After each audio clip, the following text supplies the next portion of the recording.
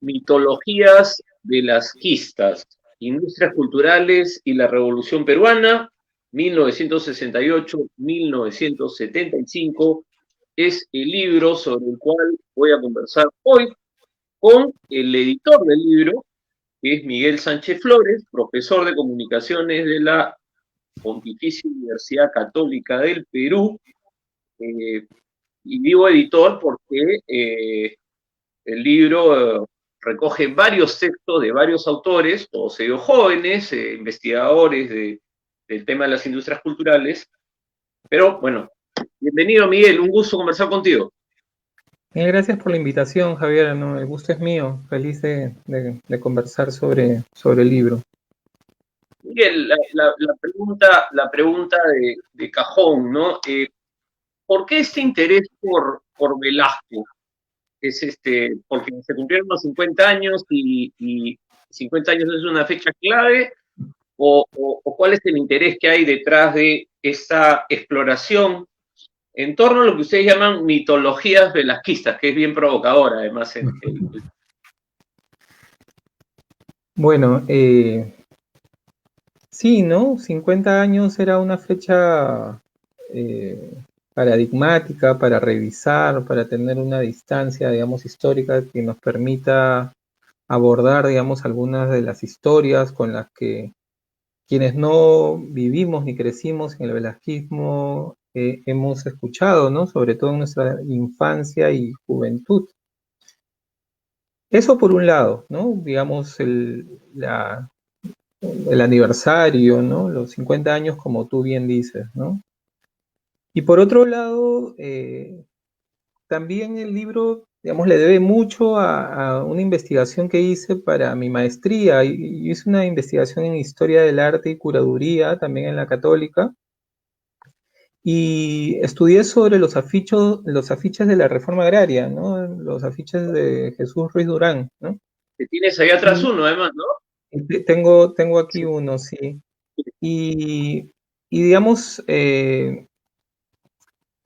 me interesó mucho el tiempo histórico, ¿no? Y la categoría también con la que se había estudiado estos afiches, ¿no? Que para mí era una categoría incompleta, ¿no? Esta idea del pop achorado, pero, digamos, más allá del estudio y de investigación, gracias digamos, a la tesis, conocí a mucha gente, leí mucha información sobre, digamos, este tiempo histórico, y fui en un libro aparte, casi en una bitácora, escribiendo algunas historias que recordaba, ¿no? Haberlas escuchado, y otras con las que me encontraba en esta revisión, ¿no? Y además fui conociendo a personas que también están investigando sobre esta época, ¿no? Y que tenían también muchas preguntas, ¿no? Sobre todo a partir de esta gran contradicción, ¿no? Es una contradicción que señala, mira, Gonzalo Portocarrero, que justo hoy día se cumple su cumpleaños, ¿no? O Enrique Mayer, ¿no? Que tiene que ver con esta dualidad, ¿no? Esta mirada dicotómica, ¿no? Por un lado útil, pero también peligrosa, ¿no? Que él ponía, por un lado, el velasquismo como lo mejor que nos había pasado y por otro lado como lo peor que nos había pasado, ¿no? Y la figura de Ahí, Velasco también, ¿no? ahí te quería justo preguntar, porque tú al comienzo dijiste quienes no crecimos o no vivieron el velasquismo. Yo te comentaba antes de empezar que para mí esto es volver a mi infancia, porque era un niño cuando Velasco dio el golpe y cuando se fue, bueno, todavía seguía siendo niño. Eh, pero claro, hay una generación que no vivió esto y tú has señalado algo has señalado una palabra que me parece clave, ¿no? Que es dicotómicas, ¿no? A Velasco o se le odia o se le quiere, es mi impresión. Y, y ahí sí hay una cosa que yo pensaba cuando ustedes plantean este tema de las mitologías y analizan ya, ¿no? El caso de Santana, el rock, el tío Johnny, qué sé yo. Y claro, en un sector de la sociedad hay esa mirada, pero no necesariamente en toda la sociedad peruana, este culpabilizar a Velasco de todos los males necesariamente es el lugar común, ¿no? O sea, ustedes lo plantean como una generalización, me parece, pero no, yo tengo la impresión que es una cosa más de clase media, de ciertos sectores, ¿no? Y no necesariamente de toda la sociedad. ¿Cómo lo ves tú? Sí, sí, estoy de acuerdo, ¿no? En relación a, digamos, otra vez, ¿no? Quizá esta dicotomía es útil, ¿no? Desde la academia, ¿no? Y también hay que discutir esas miradas, ¿no? O sea, en tanto son bien restringidas, en tanto dan cuenta de siempre burbujas, ¿no? Y creo Ujú. que, o sea, es útil, ¿no? La categoría, ¿no? Para estudiar, ¿no? Pero es incompleta, sin duda alguna. Pasa un poco como esto que, digamos, esta etiqueta de generación del bicentenario, ¿no? O sea, me parece que es útil, ¿no? Para estudiar, digamos, un proceso, ¿no? Pero por otro lado también esconde, ¿no? Algunos peligros, ¿no? Por ejemplo, el de la generalización, ¿no? Quizá con la dicotomía, ¿no? Ocurre lo mismo, ¿no? Es una categoría eh, que, que, que, que quizá no da cuenta de la real complejidad, ¿no? Del asunto. Otra vez, Gonzalo Portocarrero decía algo bien interesante, que quizá es una figura, digamos, más certera, ¿no? Decía, descender al subterráneo del Velázquez, o sea, ir a estudiar el velasquismo es como descender a un subterráneo, decía, lleno de fantasmas, ¿no?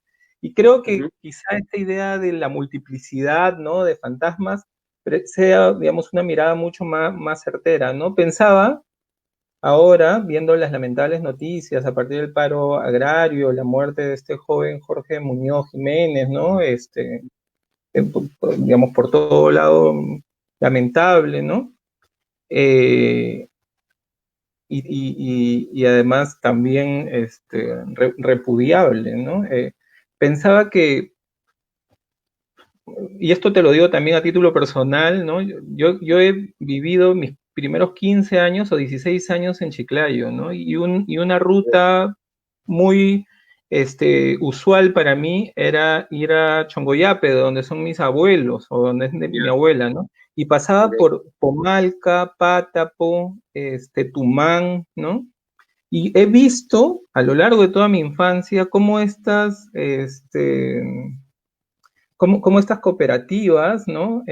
Han ido languideciendo poco a poco, ¿no? Y cómo además las personas vinculadas a estas cooperativas han ido también precarizando su labor, su modo de vida, etcétera, etcétera, ¿no? Entonces, claro, otra vez para volver a la pregunta de la dicotomía, ¿no? Habría que cuestionar un poco más el asunto, ¿no? Y ver si en realidad yo a veces pecaba quizá de optimista y decía, claro, Velasco, el Perú antes de Velasco era uno y después de Velasco era otro, ¿no? Pero sin embargo habría que todavía seguir consultándonos o preguntándonos si realmente es así eso, ¿no? Las evidencias, por lo pronto, del paro agrario parecieran que no pasó nada aún por el país o por las personas que trabajan con el agro, ¿no? Claro, ahí es interesante lo que planteas, va más allá del texto, pero estaba pensando, por ejemplo, en el último artículo, en el ensayo de De Mijail, Mijail, de Mijail, ¿no? Mitrovic, Mitrovic, perdón, que plantea el tema de la utopía, ¿no es cierto? sí. Y claro, efectivamente Velasco plantea un cambio bastante drástico para la sociedad peruana. La imagen que estamos viendo de esa foto era casi impensable. Hay una famosa foto también donde hay un campesino arrodillado delante de Manuel Prado, ¿no? Sinesio López la publicó en uno de sus libros. Pero, o sea, el país cambió. El tema es que también la historia no es pues lineal, ¿no es cierto? Exactamente. Y un poco ya pensando en los trabajos de ustedes, yo me ponía a pensar en que, claro, hay quienes en términos de política cultural, de industria cultural, pueden pensar que Velasco significó un paso atrás, ¿no? Y dan pues una serie de explicaciones, ¿no? Pero claro, cuando uno mira solamente el tema del Grupo Perú Negro, que hay un trabajo que a mí me gustó mucho de Manuel Barroso, Emanuel Barros, ¿no? ¿no? Y me puse a pensar en que efectivamente Perú Negro fue una de los sucesos culturales más importantes de los años 70, aunque después se haya olvidado, y bueno, Perú Negro es un grupo ya antiguo para la gente joven, que quizás alguna gente ni lo recuerda, ¿no? Pero era también que terminaba estando dentro de ese proyecto, o sea, muchas cosas terminaron, no sé, como embarcándose o canalizándose o sumándose con sus propias particularidades al proyecto velasquista. Sí, sí, o sea, sin duda, o sea, nuevamente, o sea, por un lado, siento que de hecho, ¿no? Hay como que varias instancias, incluidas las industrias culturales, ¿no? Que es un poco el objeto del libro, que son impactadas por este cambio, ¿no? Y muchos procesos además son resignificados, como dices, o sea, solo para hablar del arte, ¿no? El arte es nuevamente interpelado a partir de su real significación, o sea, deja de ser el arte elitista, ¿no? De galerías, ¿no? Y se convierte en un arte, digamos, el propio concepto de arte cambia, ¿no? Y claro, eso no es poca cosa, no es poca cosa, ¿no? Y lo mismo sucede en el teatro, lo mismo sucede, como bien apuntas, en la música, lo mismo sucede incluso en algunos aspectos como la literatura, ¿no? Que, digamos, justamente esta estructura, ¿no? Hegemónica es interpelada a partir de la oficialidad, ¿no? O sea, qué mejor que eso, digamos, para un cambio estructural, ¿no? Sin embargo, claro, también está la otra parte, que quizá es, digamos, la parte que también hay que observar, ¿no? Que tiene que ver con, digamos, que se trata de un proyecto también frustrado, ¿no? Que se trata de un proyecto trunco, como dicen algunos estudiosos, y que también se trata de un proyecto en el que hubo, porque hay que decirlo también, hubo recortes de libertades, ¿no? Y quizá el sector, digamos, más afectado con esto fue la prensa, ¿no? Entonces, estos Claro. claroscuros, ¿no? Quizá convierten al tiempo histórico del velasquismo precisamente en eso, ¿no? En este subterráneo cargado de fantasmas, ¿no? Muchos de ellos que son además construcciones, ¿no? Que era un poco lo que también queríamos discutir nosotros. Construcciones hechas por alguien o por un grupo de intereses que les conviene construir a Velasco como el fantasma al cual culpar de todos los males que le sucedieron al Perú, ¿no? Entonces habría que entrar a ese subterráneo y, digamos, ponerle un poco de luz al subterráneo, ¿no? Investigar un poco cuál es, digamos, la veracidad o la falsedad de estas mitologías, ¿no? Ahora, en ese sentido, efectivamente, como tú dices, y no solamente la prensa, o sea, uno también, yo me acuerdo que lo conversé con Gonzalo Benavente cuando estrenó La Revolución en la Tierra, tuvimos una entrevista también en El Arriero, y yo le decía, bueno, pero era un gobierno militar, era un golpe de Estado, fue una dictadura, también hubo represión, a algunas protestas sociales también se les reprimió muy duramente y a la vez se entregaba la tierra, ¿no? O sea, era un proyecto sin duda lleno de contradicciones, ¿no? Muy lleno de contradicciones. Pero ya en términos del estudio de ustedes, ¿no? ¿Cuánto, ¿Cuánto se transforma? O sea, tú has señalado el tema de cómo se abre una serie de espacios, ¿no? Pero ¿cuánto se transforma, vamos a decir así, qué es lo que gana, digamos, la industria cultural en ese proceso? O sea, qué es lo que muta, digamos, ¿no? Porque claro, vemos los afiches, tú los has estudiado, también los he estudiado Cristabel Rocarrea, que también he entrevistado una vez, ¿no? Y yo siempre me preguntaba, ¿cuántos de esos afiches llegaron o no? Hasta ahora nadie me ha terminado de explicar cuál fue su real alcance, ¿no? Su real llegada. Pero bueno, están ahí, ¿no? Y quedan como testimonio. Pero ¿cuánto se transforma, digamos, esta mirada y este diálogo entre el arte y la cultura, los creadores de cultura, ¿no? No solo los artistas, sino también un arte popular que empieza a emerger, ¿no? Con este proyecto. ¿Dónde es que tú dirías, acá se avanzó realmente y acá sí no se avanzó, ¿no? O sea, otra vez quizá la respuesta ahí tiene que ver con pensar, digamos, claro, en este devenir no lineal, ¿no? O sea, porque claro, si nos ponemos a pensar en el 2020, ¿no? diríamos que se avanzó muy poco, ¿no? Digamos, porque digamos, toda esa estructura, ¿no? A la que había que interpelar o la que se removió, digamos, con el golpe de Velasco, pareciera nuevamente instalada, ¿no? A partir de los 90, ¿no? Ahora, digamos, no habría que ser tan injustos también, ¿no? O sea, ahí Gonzalo lo que propone, por ejemplo, Gonzalo Benavente, es que, claro, y con razón, ¿no? Es que digamos, el cine es impactado positivamente, ¿no? En relación a cómo digamos, desde el Estado nuevamente se propicia, ¿no? La creación de mucho material audiovisual, ¿no? El arte, ¿no? O sea, piensa en el festival, en el encuentro Incarri, ¿no? Que era una fiesta, digamos nacional, ¿no? Que reunía en Lima manifestaciones culturales de todas partes del Perú, ¿no? O el festival Contacta, ¿no? O la carrera de los chasquis, o la carrera de triciclos, ¿no? O sea, o mejor aún, ¿no? El Premio Nacional a Joaquín López Santay, ¿no? O sea, creo que detrás de esos gestos, ¿no? Que son gestos además con una potencia simbólica altísima, lo que se está discutiendo precisamente es la conformación hegemónica de una sola manera de ver el arte, ¿no? En la música, ¿no? También ahí falta todavía estudiar muchísimo, ¿no?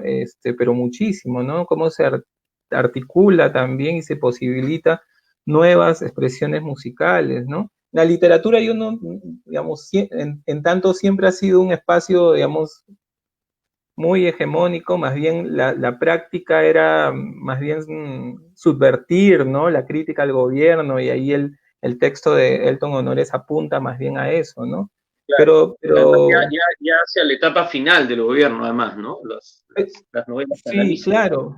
O sea, pero yo creo que tiene que ver un poco con la capacidad de impactar a partir de lo simbólico, ¿no? O sea, pensemos en el uniforme gris, ¿no? Que yo también usé y que me imagino tú fuiste uno de los primeros en utilizar, ¿no? O sea, en cómo ese símbolo, digamos, a lo que está apuntando es nuevamente a una uniformización, a una horizontalidad, a que el estudiante, digamos, de Lima, de un barrio, como diría un ex ministro mesocrático, ¿no? Use el mismo uniforme que alguien en una región, ¿no? Como yo, que lo usé en una región, ¿no?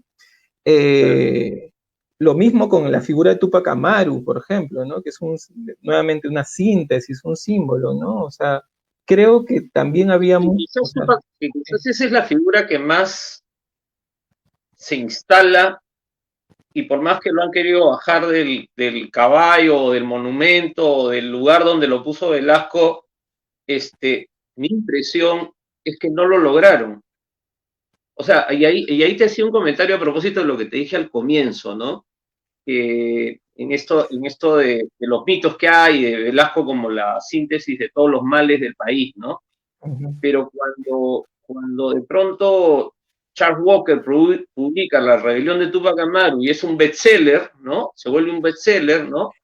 Y cuando uno viaja por el Perú y pregunta quién es el héroe y todo el mundo dice Tupac Amaru, esa imagen se quedó instalada, más allá de que en 10 barrios de Lima piensen lo contrario, o los medios de comunicación piensen lo contrario, o el señor Sillón supongo que piensa lo contrario, ¿no? Claro. Es como que esa imagen se quedó, o sea, llegó para quedarse.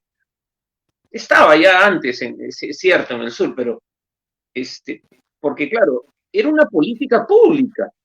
Yo creo que a veces, Exactamente. cuento una anécdota, se lo pregunté a mi hermano mayor sobre Tupac Amaru. Una vez a mi hermano mayor y a mi padre, si ellos les habían enseñado en el colegio sobre Tupac Amaru. Mi viejo me dijo no, pero mi hermano mayor estaba en quinto de secundaria en el año 71, si no me equivoco, 72, me dijo, teníamos 2 libros de historia ese año. El libro de historia de Pons Muso, que era el libro que se estudiaba en esa época, ¿no?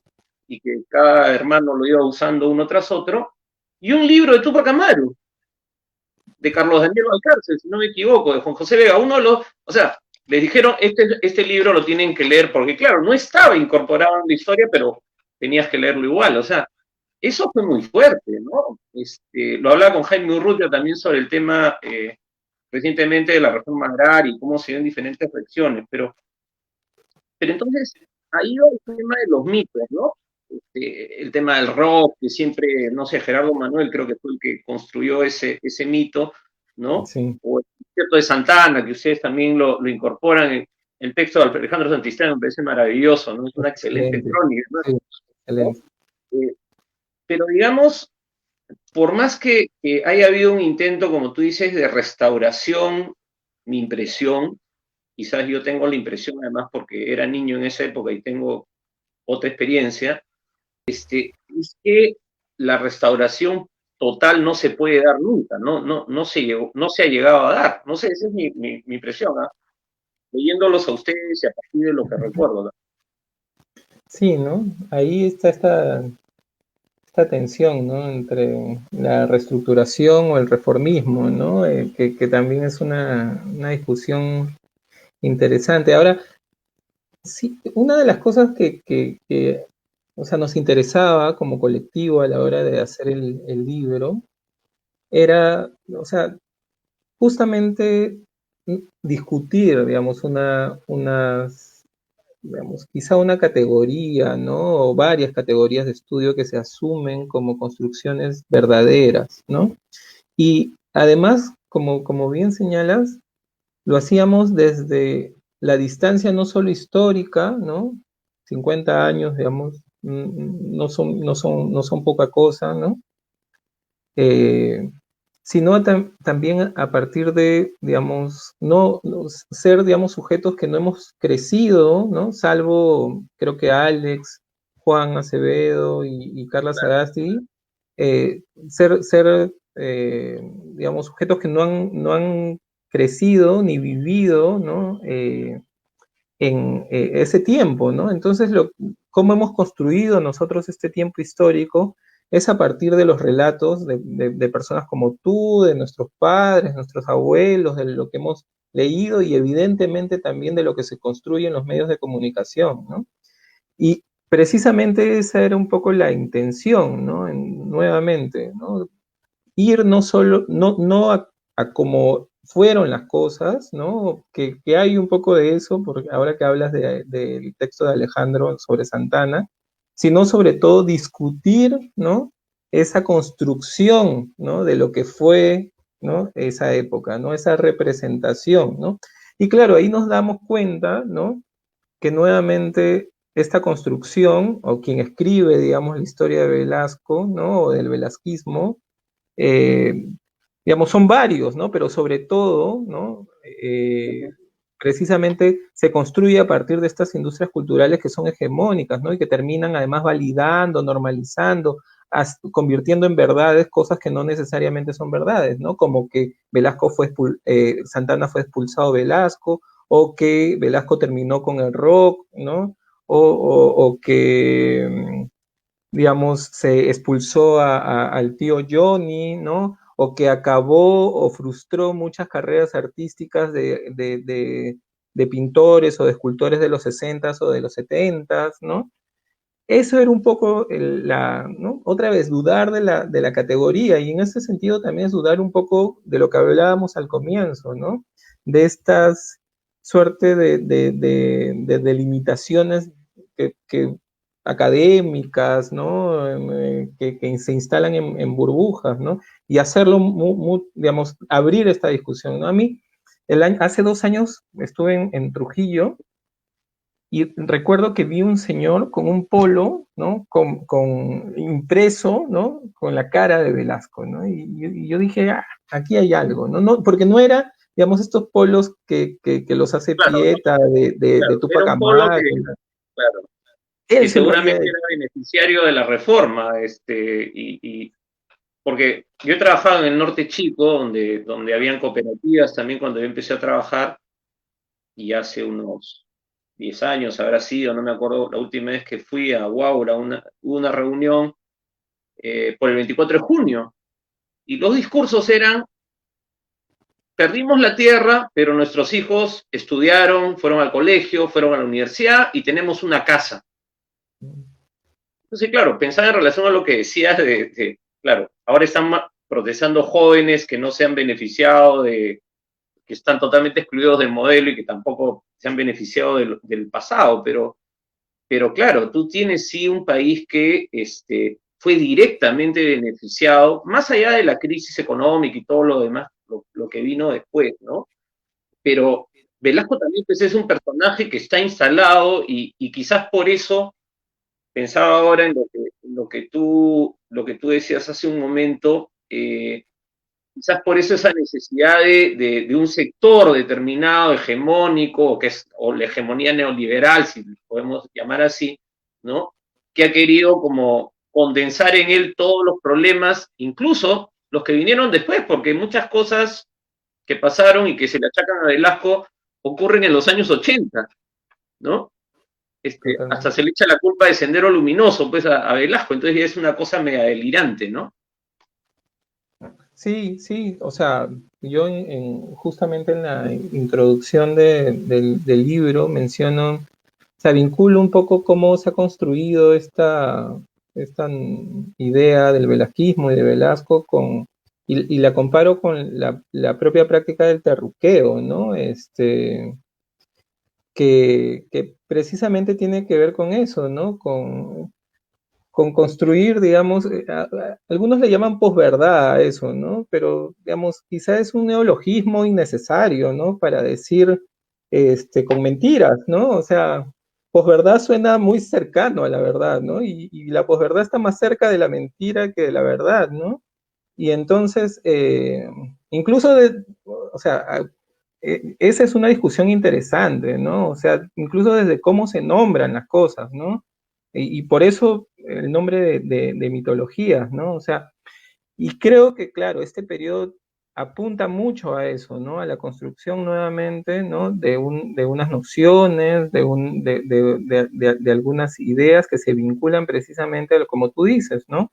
A echarle o a responsabilizarlo de todo, ¿no? Crisis económica, o al menos eso es lo que yo escuchaba cuando era, digamos, adolescente, joven, ¿no? Crisis económica, Velasco, ¿no? Violencia terrorista, Velasco, ¿no? Crisis institucional, Velasco, ¿no? Corrupción, Velasco, ¿no? Descalabro económico, Velasco, ¿no? Y era como siempre ir hacia eso, ¿no?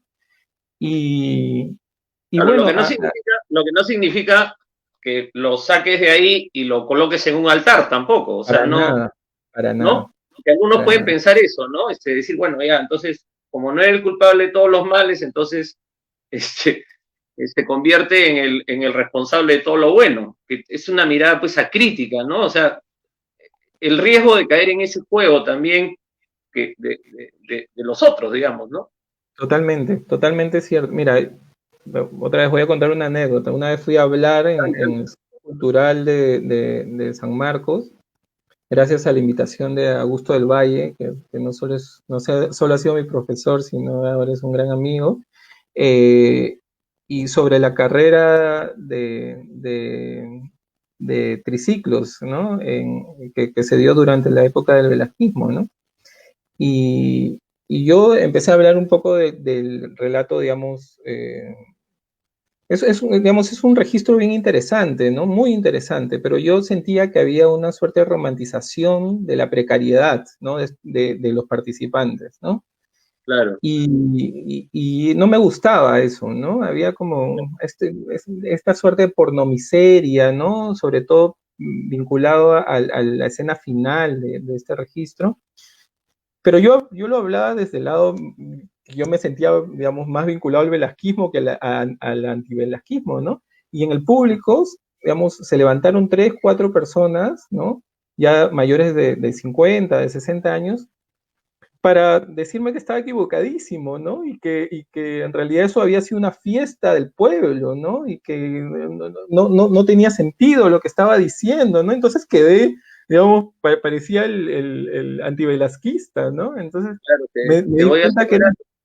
te Ujú. voy a hacer una confesión, ya se nos está yendo el tiempo, pero Oh, sí. este, yo me acuerdo de la carrera y me acuerdo del diario La Crónica, y claro, era todos los días la noticia de la famosa carrera de triciclos, y claro, cuando uno se pone a pensar lo que significaba en términos de reconocimiento para quienes usaban triciclos, que digamos, eran nadie, digamos, en la sociedad peruana de, de ayer nomás ahí, o de solo un par de años antes, que un periódico como La Crónica lo pusiera en primera plana, ¿no?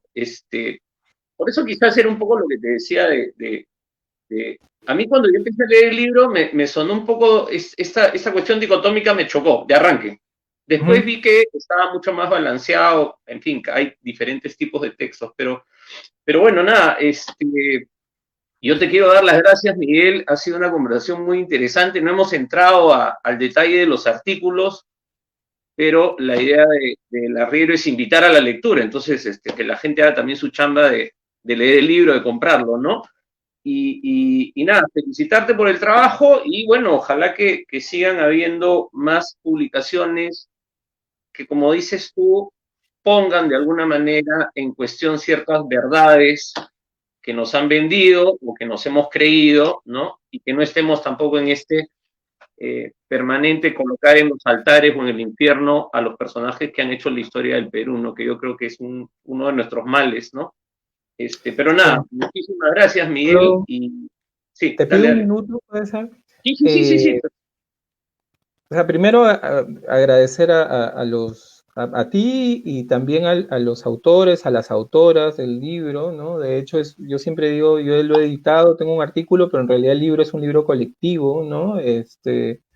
Lo otro es que, como tú dices, o sea, más que un punto final, pienso en el libro como un punto inicial, ¿no? A partir del libro hay muchas personas que me han escrito y me han dicho, oye, Miguel, yo tenía un mito también desde el teatro, desde la música, desde el fútbol, desde los títeres, etcétera, etcétera. Está pasando lo que le pasó a Enrique Mayer con los cuentos feos, ¿no? Que podría Sí, ser 5 tomos. y eso me ha llamado mucho la atención. Incluso, digamos, me contactó el hijo de Velasco, el nieto de Belaúnde, ¿no? Ha sido una cosa, digamos, bastante movilizadora, creo, ¿no? Y lo otro es invitar a quienes, a tu audiencia, ¿no? Hoy día justamente tenemos una charla con 3 de los autores y autoras del libro. Va a estar Carla Sagástegui, ¿no? Quien presenta un testimonio de Juan Acevedo. Va a estar Evelyn Núñez, quien estudia, digamos, una tira cómica, ¿no? Que se llama Selva Misteriosa, ¿no? Que también se publicó en esa época, es bien interesante, sobre la representación, digamos, de la Amazonía. Y también va a estar Gonzalo Benavente, ¿no? Y la idea es ahí conversar un rato en el Facebook del Fondo Editorial de la Católica. Así que quienes quieren seguir un poco discutiendo sobre eso o haciendo preguntas, están todos invitados. Y nuevamente, mil gracias, Javier, por la conversación y nada, a tu disposición cuando quieras. Perfecto, Miguel, muchas gracias, amigos y amigas del Arriero. Hemos estado conversando sobre el libro Mitologías velasquistas, Industrias Culturales y la Revolución Peruana, 1968-1975, publicado por el Fondo Editorial de la Pontificia Universidad Católica del Perú. Búsquenlo, léanlo, discútanlo, critíquenlo, porque esa es un poco la idea de la lectura. Y están invitados a este Zoom al que nos ha invitado a todos y a todas Miguel. Amigos y amigas, nos vemos la próxima semana, no sé si el lunes o el martes, pero el Arriero sale 2 veces por semana a partir de esta semana nuevamente. Nos vemos, chao.